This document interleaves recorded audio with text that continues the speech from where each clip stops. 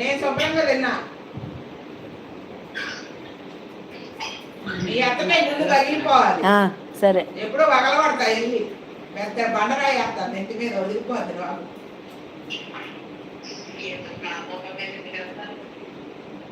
రోడ్డుకి ఎంత వస్తే అంత మాట్లాడుతున్నారు.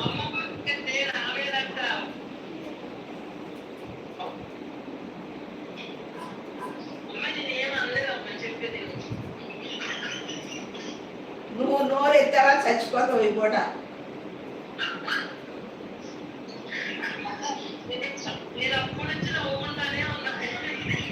ఆడు పగిలిపోద్ది.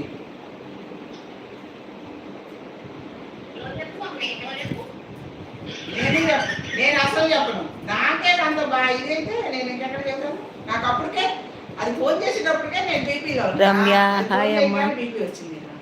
హాయ్ రమ్య.